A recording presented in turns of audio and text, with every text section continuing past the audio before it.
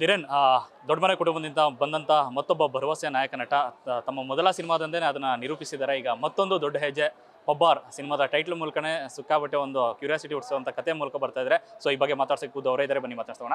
Sir ನಮಸ್ತೆ.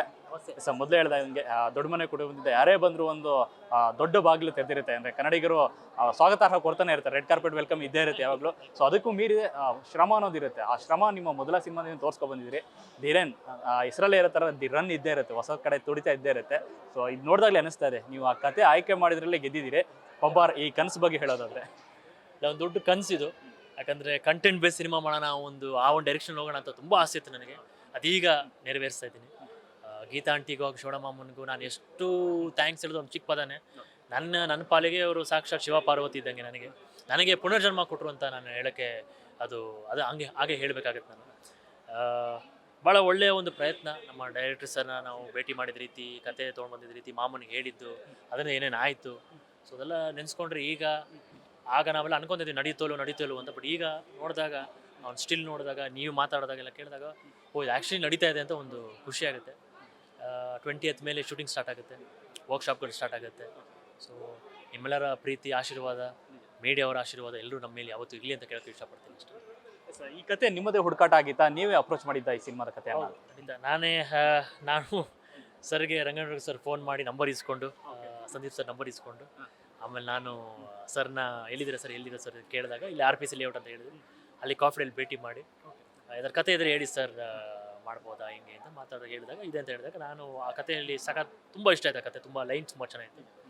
ಶಿವಣ್ಣ ಬಂದ್ಬಿಟ್ಟು ಒಂದು ಸಜೆಷನ್ ತೊಗೊಳ್ಳೋಣ ಅಂತ ನಾವು ಬಂದಿದ್ದು, ಏನು ಅನ್ಸುತ್ತೆ ಮಾಮ ಕತೆ ನಿಮಗೆ ಅಂತ. ಬಟ್ ನೋಡಿದ್ರೆ ಮಾಮನು ಅಲ್ಲಿ ಒಂದು ಸಿನಿಮಾ ಮಾಡ್ಬೋದಾ ಅನ್ನೋ ಒಂದು ಯೋಚನೆ ಇದ್ರಂತೆ.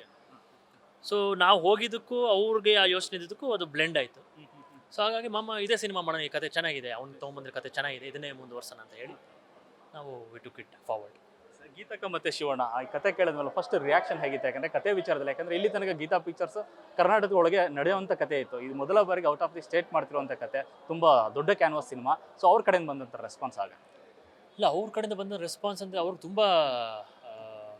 ತುಂಬ ಖುಷಿ ಆಯ್ತು. ಅವ್ರ ಮಾಮನ ಆಂಟಿಗೆ they were very happy. Because ಆ ಒಂದು ಡೈರೆಕ್ಷನ್ ಇದೆಯಲ್ಲ, ಆ ಒಂದು ನಿರ್ಧಾರ ಕಂಟೆಂಟ್ ಮೇಲೆ ಹೋಗ್ತಾ ಇದ್ದಾನೆ. ಎಲ್ಲೂ ಒಂದು ಆಡಂಬರ ಇಲ್ಲ, ಎಲ್ಲೋ ಒಂದು ಬೇರೆ ಥರದ್ದು ಒಂದೇನೋ ಮಾಸು ಡೈಲಾಗು ಇಲ್ಲ, complete story driven cinema, character base cinema.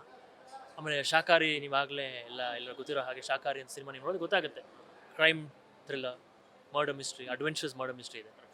So ಮಾಮ ಆಂಟಿ ತುಂಬ ಖುಷಿ ಆಯಿತು, ಆ ಥರ ಒಂದು ಪಾತ್ ತೊಗೊಂಡಿದ್ದಾನಲ್ಲ ಇವನು. ಸೊ ಅದು ಖುಷಿಯಾಗಿ ಅವರು ಕಥೆನೂ ಕೇಳಿದ್ಮೇಲೆ ಕತೆಗೂ ಅವರು ಇದರಲ್ಲಿ ಒಂದು ಕಂಟೆಂಟ್ ಸ್ಟ್ರಾಂಗ್ ಆಗಿದೆ ಅಂತ ಗೊತ್ತಾಗ್ತ ತಕ್ಷಣ ಈ ಕ್ಯಾರೆಟ್ ಫಾರ್ವರ್ಡ್. ಪಬ್ಬಾರ್ ಅಂದ ತಕ್ಷಣ ನೆನಪಾಗೋದು ಆ ಕಣಿವೆ, ಹಿಮಾಚಲದ ಕಣಿವೆ. ಸೊ ನಿಮ್ಮ ಲುಕ್ ಬೇರೆ ಕಾಪ್ ಇರೋದ್ರಿಂದ ಈ ಸೇನೆ, ಆರ್ಮಿ ಇದಕ್ಕೆ ತುಂಬ ಹತ್ತಿರದಲ್ಲಿರುವಂಥ ಪಾತ್ರ ಆಗಿರುತ್ತೆ. ಕಾಪ್ ಇನ್ನೊಂದು ಪೋಸ್ಟ್, ರೆಡ್ ಪೋಸ್ಟ್ ನಿಮ್ಗೆ ಗೊತ್ತಾಗುತ್ತೆ. ಸೊ ಅಲ್ಲಿ ಸ್ಟಾರ್ಸ್ ಇದೆ, ಸೊ ಪೊಲೀಸ್ ಕಾಪ್ ಅಂತ ಗೊತ್ತಾಗುತ್ತೆ.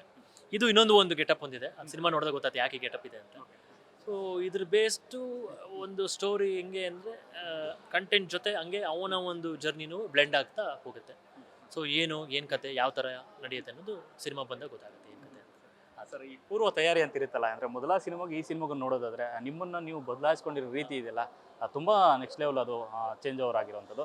ಸೊ ಆ ದಿನಗಳಿದೆಯಲ್ಲ, ನಿಮ್ಮನ್ನು ನಿಮ್ಮ ಪುಟ್ ಆನ್ ಮಾಡಿಕೊಂಡು ಪುಟ್ ಆಫ್ ಮಾಡ್ಕಿ ಮತ್ತೊಂದು ಅದೆಲ್ಲ ಮಾಡೋ ಅಸಾಧ್ಯನ ಮಾತು. ಸೊ ಆ ಲುಕ್ಕಿಗೆ ಎಷ್ಟು ಟೈಮ್ ತೊಗೊಂಡಿದ್ರಿ ಅಂತ? ಇಲ್ಲ, 2.5 months ಸ್ಟಾರ್ಟ್ ಮಾಡೋಕ್ಕೆ ನಮ್ಮ ಪ್ರವೀಣ್ ಸರ್ಗೆ ಮತ್ತು ನಾಗಾರ್ಜುನ್ ಸರ್ಗೆ ಥ್ಯಾಂಕ್ಸ್ ಹೇಳಬೇಕು. ಅವರಿಂದನೇ ಅವರು ಒಂದು ಡಯಟ್ ಪ್ಲ್ಯಾನ್ ಮಾಡಿಕೊಟ್ಟು, ವರ್ಕೌಟ್ ಪ್ಲ್ಯಾನ್ ಮಾಡಿ, ಯಾವ ಥರ ಎಷ್ಟು ಇಳಿಬೇಕು, ಅವರು ನಮ್ಮ ಡೈರೆಕ್ಟರ್ ಸರ್ನ ಭೇಟಿ ಮಾಡಿಸಿ ಅವರು ಒಂದಷ್ಟು ಹೇಳಿ, ಸರ್ ನಮ್ಗೆ ಹಿಂಗೆ ಬೇಕು ಹಂಗೆ ಬೇಕು ಅಂತ ಅದೆಲ್ಲ ಮಾಡಿ, ಟೈಕೊಂಡು ಕಿಕ್ ಬಾಕ್ಸಿಂಗ್ ಎಲ್ಲ ಕಲಿತಾ ಇರೋದು ಒಂದಿದೆ. ಆಮೇಲೆ ಜಿಮ್ಗೆ ಹೋಗೋದು ಒಂದಿದೆ. ಸೊ ತುಂಬ ಓಡೋದು, ಜಾಗ್ ಮಾಡೋದು ಇವೆಲ್ಲ ಜಾಸ್ತಿ ಇರುತ್ತೆ. ಯಾಕಂದರೆ ನೀವು ಇಳಿಸ್ಬೇಕು ಅಂದರೆ ಇವೆಲ್ಲ ಆ್ಯಕ್ಟಿವಿಟೀಸ್ ಮಾಡಬೇಕು ಅಲ್ಲ. ತುಂಬ ಚೆನ್ನಾಗಿತ್ತು.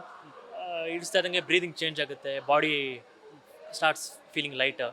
ಸೊ ಬೇರೆ ಥರನೇ ಒಂದು ಇದಕ್ಕೆ ಆಮೇಲೆ ಇಷ್ಟ ಆಗುತ್ತೆ, ಶುರು ಆಗುತ್ತೆ. ನಾನು ಹಳೆ ಬಟ್ಟೆಗಳಲ್ಲಿ ಫಿಟ್ ಆಗ್ತಾಯಿದೆ. ಯಾವಾಗ PUC ಹಾಕಿದ್ದು, ಇಂಜಿನಿಯರ್ ಹಾಕಿದ್ದು, ಈ ಬಟ್ಟೆಗಳು ಈಗ ಫಿಟ್ ಆಗ್ತಾಯಿದೆ. ಅವಾಗ ಮಿಡ್ಲಲ್ಲಿ ಟೈಟ್ ಆಗಿತ್ತು, ಇವಾಗ ಫಿಟ್ ಆಗ್ತಾಯಿದೆ ಮತ್ತೆ.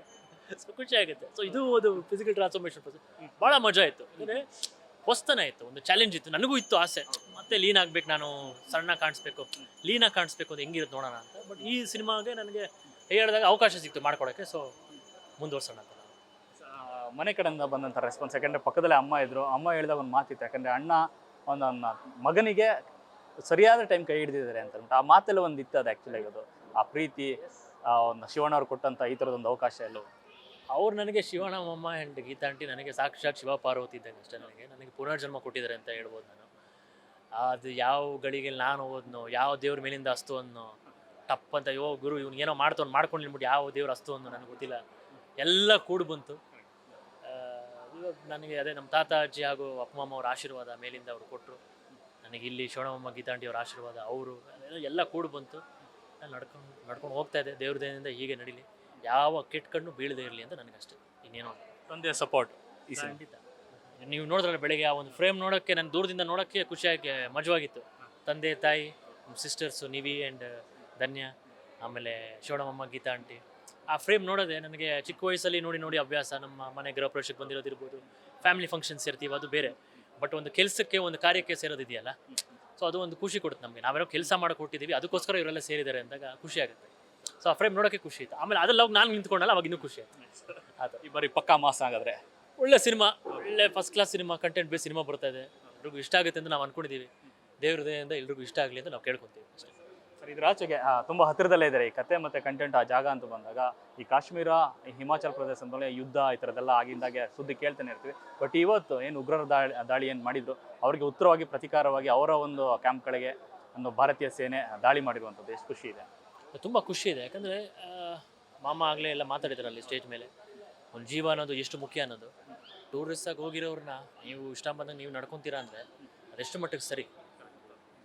ಜೀವದ ಬೆಲೆ ಹೆಂಗಂದರೆ ಎಲ್ಲಿದೆ. ಟೂರಿಸ್ಟಾಗಿ ಹೋಗಿದ್ದಾರೆ ಅವರು. ಆರ್ಮಿ ಇರೋದು ಬೇರೆ, LOC ಇರೋದು ಬೇರೆ, ಅವೆಲ್ಲ ಒಂದು ಕಡೆ. ಬಟ್ ಅವರ ಜಾಗಕ್ಕನ್ನ ಒಂದು ಫ್ಲೈಟ್ ಬುಕ್ ಮಾಡಿ, ಹಲವಾರು ರೀತಿಯಲ್ಲಿ ಟ್ರೈನ್ ಹೆಂಗೋ ಬುಕ್ ಮಾಡಿ, ಒಂದು ಕುಟುಂಬ ಅವರು ಯಾವ ಇದು ಅಂತ ಅವ್ರು ಹೋಗಿದ್ದಾರೆ ಅಲ್ಲಿ. ಹೋಗೋದು ಖುಷಿ ಸಂಗತಿಲಿ ಅಂತ ಹೋಗ್ತಾರೆ, ಒಂದು ವೆಕೇಶನ್ ಅಂತ ಹೋಗ್ತಾರೆ. ಬಟ್ ಬರೋದು ಶವ ಬರ್ತಾರೆ ಅವರು ಅಂದರೆ ಎಷ್ಟು ಮಟ್ಟಿಗೆ ಸರಿ. ಏನೇ ಗೌರ್ಮೆಂಟ್ ಏನೇ ನಿರ್ಧಾರ ತೊಗೊಂಡ್ರು ನಮ್ಮ ಒಳದಕ್ಕೆ ತೊಗೊತಾರೆ. ನಮ್ಮ 100% ಬೆಂಬಲ ಯಾವುದಿದ್ದು ಇದ್ದೇ ಇರುತ್ತೆ. ನಾವೇ ಮುಖ್ಯ ಅಷ್ಟೇ, 100%. ಈಗ ಭಾರತವನ್ನು ತುಂಬ ಹಗುರವಾಗಿ ನೋಡ್ತಿದ್ದಂಥ ಒಂದಷ್ಟು ದೇಶಗಳಿಗೆ ಉಗ್ರರಿಗೆ ಒಂದು ತಕ್ಕ ಪಾಠ ಸಿಕ್ಕಿದೆ ಅಂತ ಅನಿಸ್ತದೆ. ಇನ್ನೂ ಸಿಗ್ತಾ ಇರುತ್ತೆ, ನೋಡೋರಿಗೆಲ್ಲ ಸಿಗ್ತಾನೆ ಇರ್ತದೆ. ಏನು ನೀವೇನು ಮಾಡೋಕ್ಕೆ ಪ್ರಯತ್ನ ಪಡ್ತೀರಾ, ಬೇರೆ ಥರ ಏನೋ ಮಾಡೋಕ್ಕೆ ಅದು ನಿಮ್ಗೆ ವಾಪಸ್ಸು ಎದುರು ಬಿದ್ದೇ ಬೀಳುತ್ತೆ ಅಷ್ಟೇ. Thank you sir. All the best. ಒಳ್ಳೆದಾಗಲಿ, ದೊಡ್ಡ ಸಕ್ಸಸ್ ಆಗಲಿ ಸಿನಿಮಾ. Thank you. ಎಸ್, ಇದಿಷ್ಟು ಧಿರನ್ ರಾಮ್ಕುಮಾರ್ ಅವರ ಮಾತು. ಕ್ಯಾಮ್ರಾ ಪರ್ಸನ್ ಸೂರಜ್ ಜೊತೆ ಲೋಕೇಶ್ ನ್ಯೂಸ್ ಫಸ್ಟ್, ಬೆಂಗಳೂರು.